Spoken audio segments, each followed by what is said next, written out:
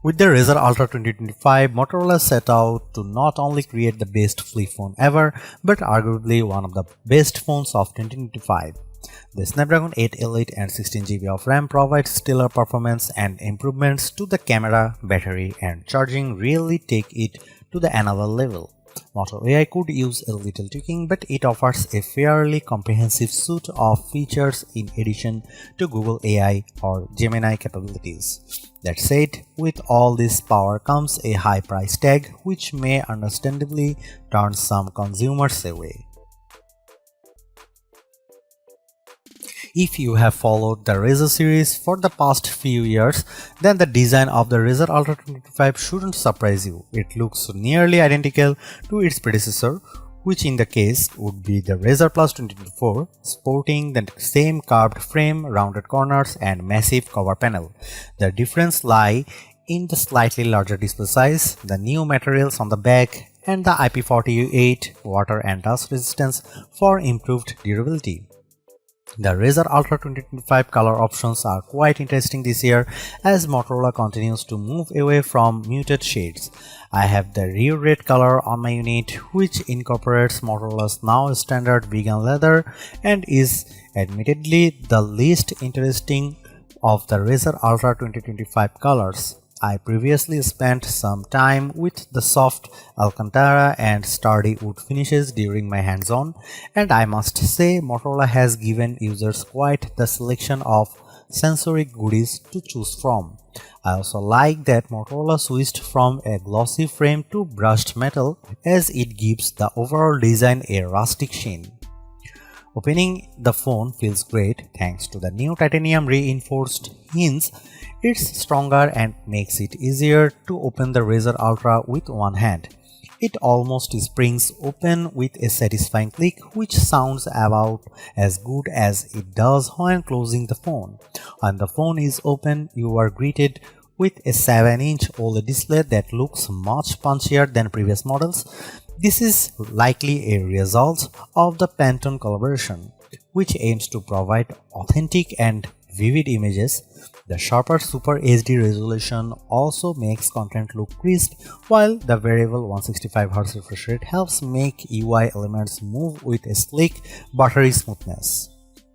Motorola offers 3 display presets for controlling color display: natural, radiant, and vivid. I would suggest radiant as it splits the difference and gives you a bit more vibrancy without overdoing it.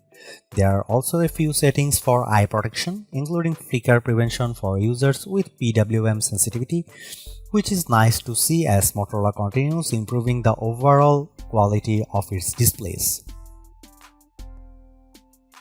The Razr Ultra 2025 is powered by the Snapdragon 8 Elite, making it the first flip phone to feature this chipset.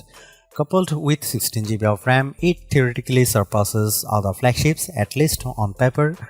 It may seem like overkill, and it probably is, but the result is the kind of performance you'd expect from a top-tier flagship phone, as I experienced no lag or hiccups in my use. Unfortunately, the Geekbench 6 scores don't really reflect this. It scores lower than the last year's Z Flip 6 and Razr Plus 24 in single-core tests, although it performs significantly better in multi-core tests. My guess is that Motorola may have adjusted the clock speed of the prime cores to help with thermal management, as flip phones tend to get quite warm in the top half when overworked.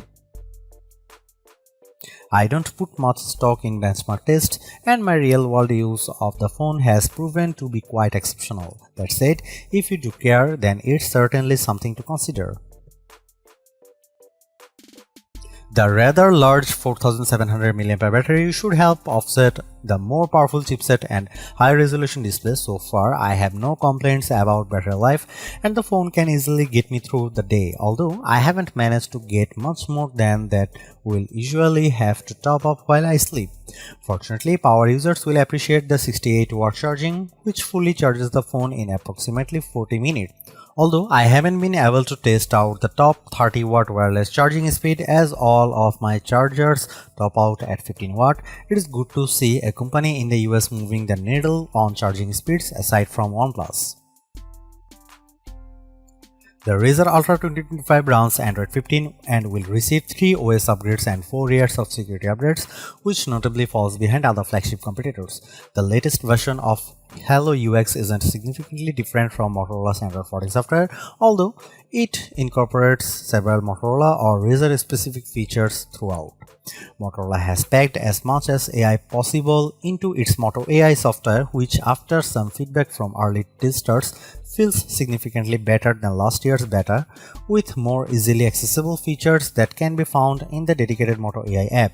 For example, notification summaries are available with the click of a button and are now actionable, and thanks to Perplexity integration, Moto AI will pull up contextual actions based on whatever on your screen when you trigger it, similar in a way to Gemini. Image Studio and Playlist Studio are fun ways to utilize AI to generate images and context-based music playlists, although the latter is currently limited to Amazon Music, which I imagine won't be of much benefit to many people. The Razr still features Gemini and some Google AI features to complement Moto AI, and unlike Galaxy AI, Moto AI isn't injected into every aspect of the OS, which some may find refreshing. That said, there are several ways to trigger it, including the new dedicated AI button and double tapping the back of the phone. One of the coolest features is Look and Talk, which triggers Moto AI by simply looking at the Razr while in tent or stand mode. You can immediately start talking to it and ask follow-up questions, although you'll have to wait until it's done speaking or press the mic icon to interrupt it. It's not as seamless as Gemini Live, which allows you to interrupt and mid-sentence, and I hope Motorola will enable this feature in future updates. Aside from Look and Talk, triggering Moto AI regularly doesn't immediately let you talk to it, which feels like a missed opportunity. You have to tap the mic icon, which adds an unnecessary extra step to the process. Moto AI also isn't as fast as Gemini when answering questions, which can be a little frustrating in an age when consumers expect immediate information. The AI key is also a missed opportunity, as it feels severely limited when compared to other implementations of AI buttons. Hopefully, Motorola will allow more customization here, because it could become a very useful hardware feature. Overall, I think Motorola's overall AI execution could use some work, while we can explore topics further with the Perplexity integration. I would like to see this type of visibility extended to other AI models that consumers are likely more familiar with, such as Copilot, Meta AI, or Gemini. Fortunately, if Moto AI isn't for you, it's easy enough to ignore it and stick to using Gemini, which is my go-to. Lo and behold, the Razr Ultra 2025 takes great photos from the primary sensor. Even at 2x zoom, the colors feel much punchier than I'm used to seeing from Motorola, which is likely a product of the Pantone collaboration. Dynamic range also feels improved during the day, with better handling of low light and nighttime images. The result is images that feel more Samsung in terms of color and saturation, while the added depth and definition remind me a bit of a Pixel. I wouldn't say image quality is anywhere near the impressive quality of the cameras on Oppo, OnePlus or Vivo phones, but so far I feel pretty confident that the Razr Ultra 25 can compete fairly comfortably among the best Android cameras. Here you can see some camera samples of Motorola Razr 2025 Ultra.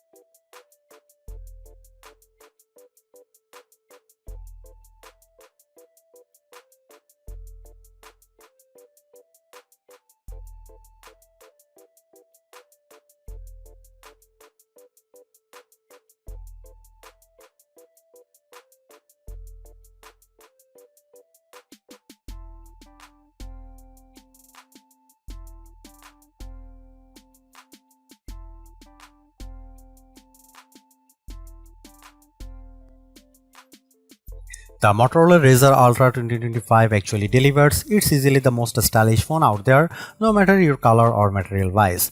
It's also finally caught up to the big players with zippy performance, stellar battery life, and cameras that are no longer just an afterthought. That astonishing cover display seals the deal, making this phone more than the sum of its undeniably snazzy parts.